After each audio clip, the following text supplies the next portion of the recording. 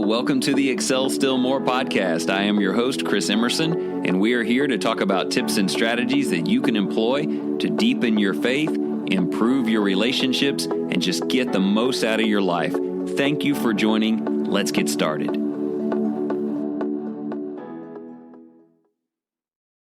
Today, we begin with a story.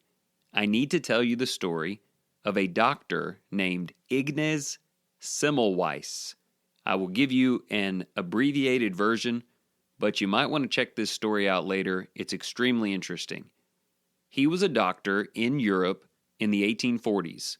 He oversaw a hospital in that area that delivered babies and did a variety of other medical treatments.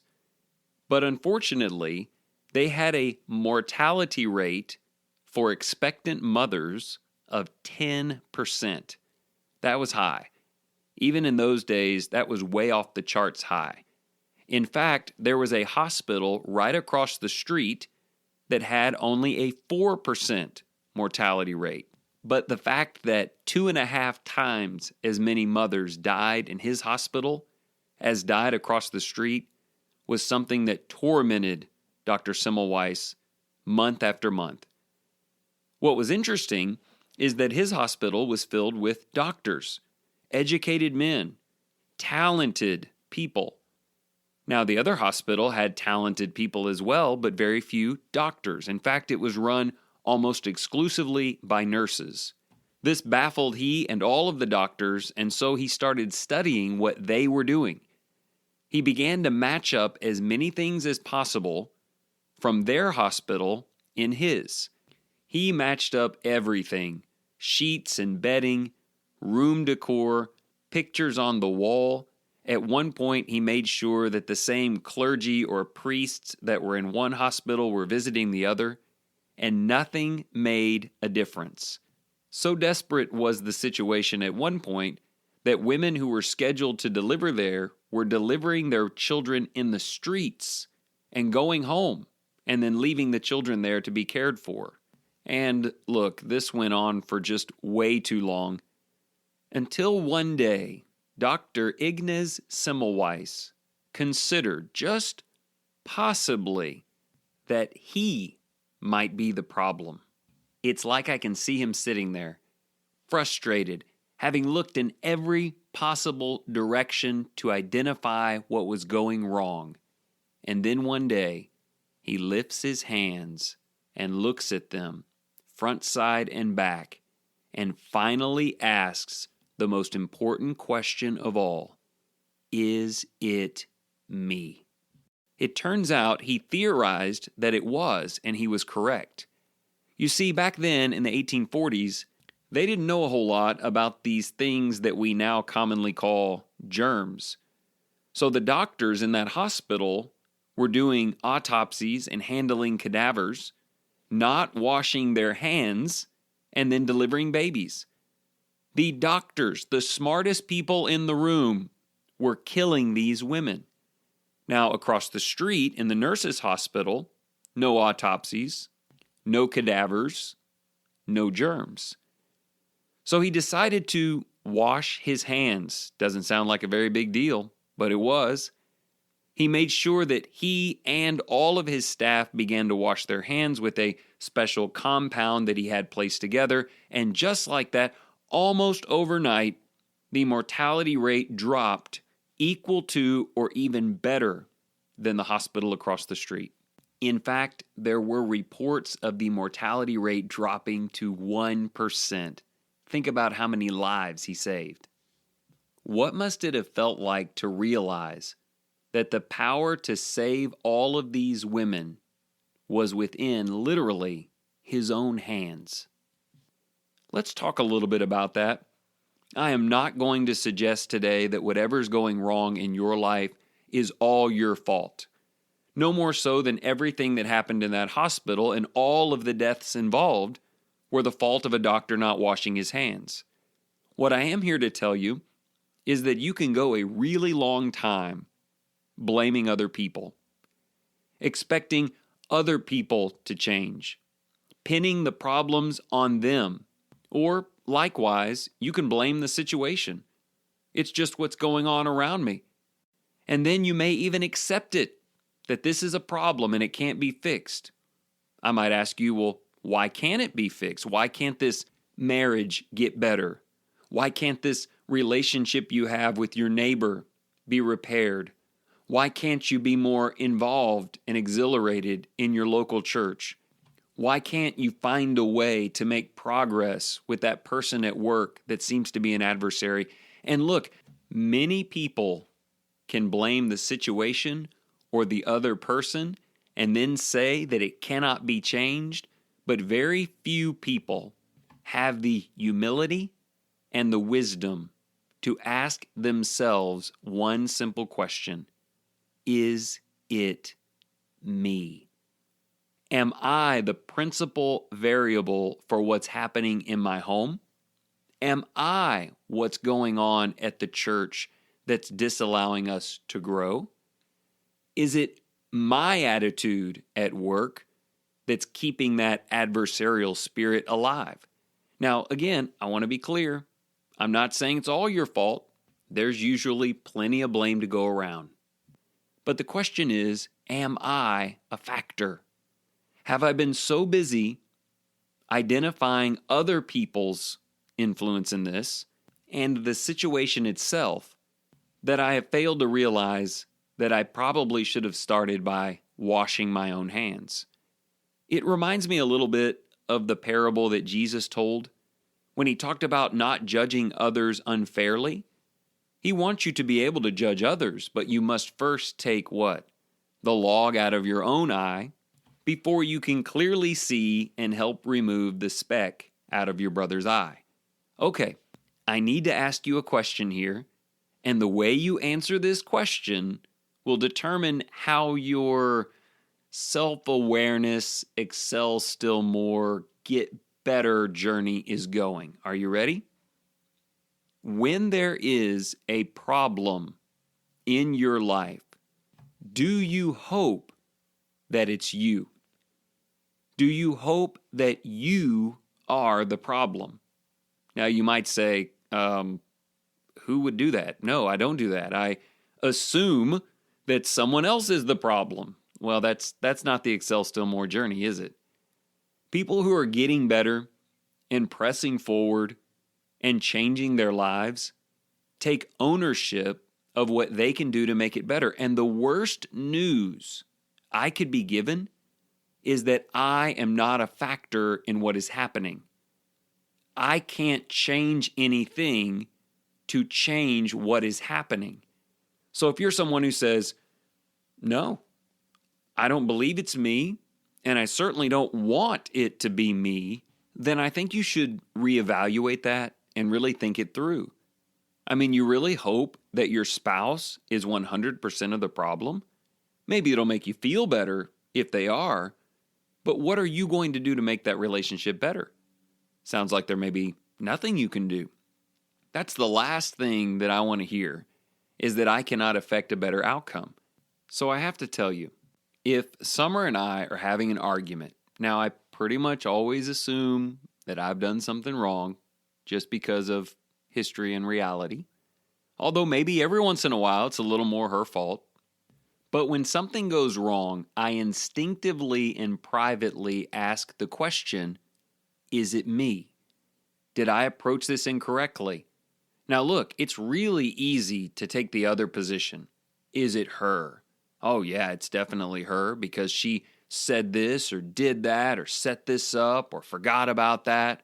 I don't do that. Even if I believe it might be true, it doesn't do me any good to begin figuring this thing out with default negativity toward the other person. Instead, I start with a little self-governing. Is it me? Could I have done something different? And I am hoping that the answer is yes. Why do I want it to be that way? Because it means that I can change it. If I am affecting the outcome because of neglect on my part, and I'm aware of that, and I'm genuinely able to assess that inwardly, I can make the situation better.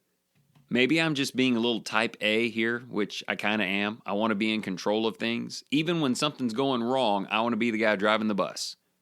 because at least I have the power to stop doing what I'm doing and do something else. This has really helped me in the work of preaching and association with leadership like elderships at church and members.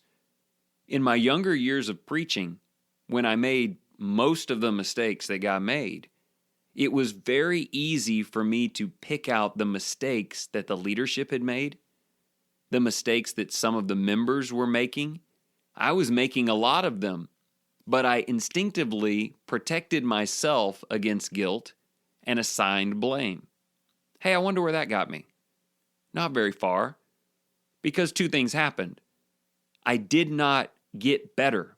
I did not assess my weaknesses and see if I could change the entire thing by changing me.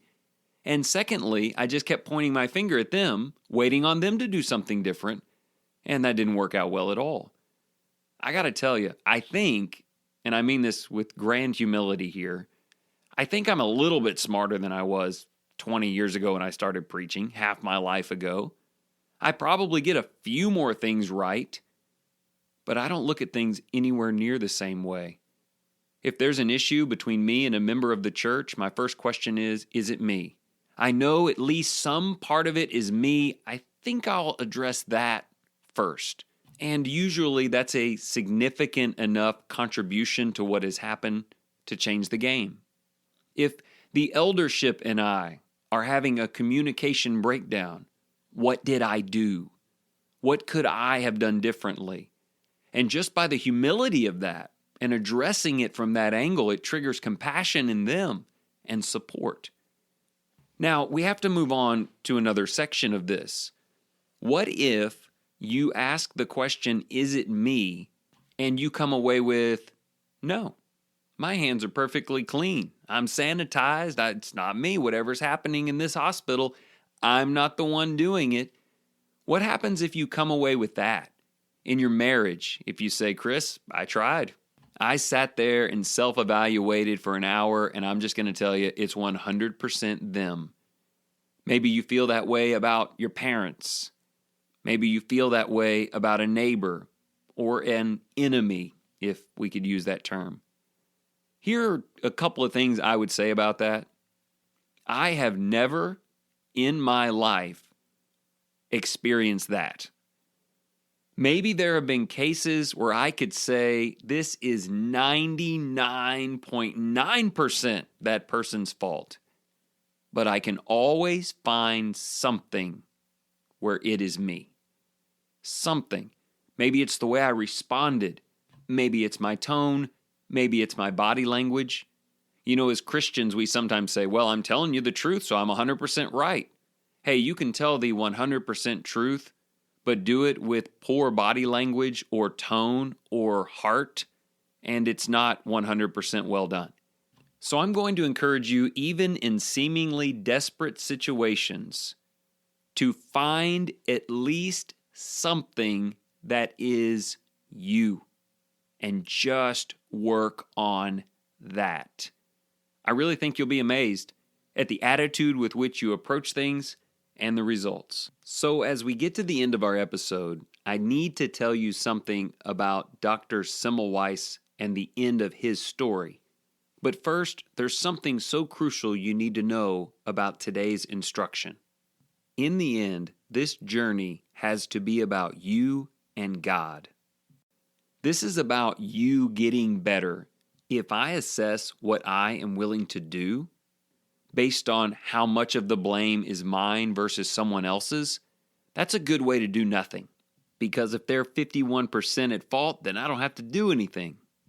This is not about the other person. It's not about your mate, your coworker, your brother or sister in Christ.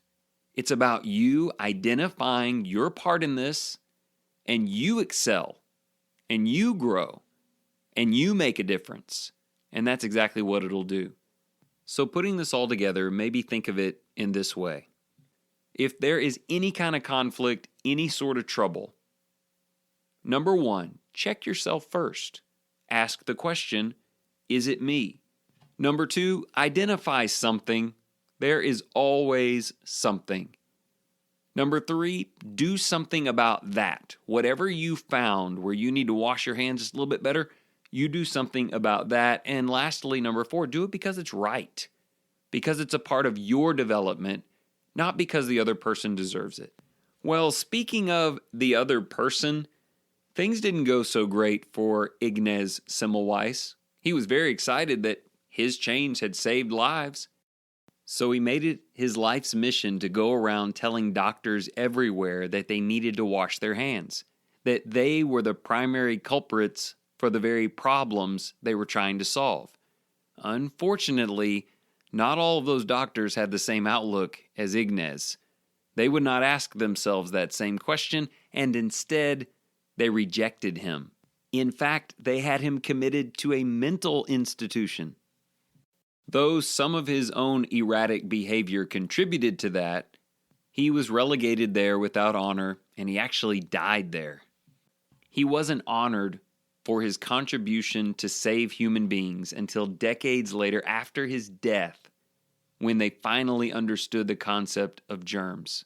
I can't help but think that a lot of people died in that period of time when one doctor self-evaluated and made a change, was condemned by others who would not do so. Let me tell you, that is the most frustrating thing about this. While you're going around asking the fateful question, is it me? Finding your part, doing something about it because it's right, you will find yourself wishing that someone else would do it too. Why won't my mate ask themselves that question? Well, think of it this way. They could have you committed to a mental hospital. Maybe if that doesn't happen, you're a little bit ahead of the game. But you know what I mean. It's a little frustrating. But the Bible talks over and over again about our example, the shadow we cast, the light we reflect. Your best chance at getting other people to become self-aware is for you to become self-aware. It's a great thing, actually. Not everybody's like those other doctors. They see you making changes, and sometimes it motivates them to do the same. Isn't that an awesome thing? You said, "Is it me?" and did something about it, and now they're saying, "Is it me?" I'm going to tell you right now, although you already know this, whatever the conflict is, walking around pointing your finger saying, "It is you," it may make you feel better in the moment, but it's just not going to bear the right kind of results. So continue to invest yourself in strong relationships and take pride in all of the things that you do that are right. But whenever there's a problem, don't forget to take a moment and ask this question: is it me?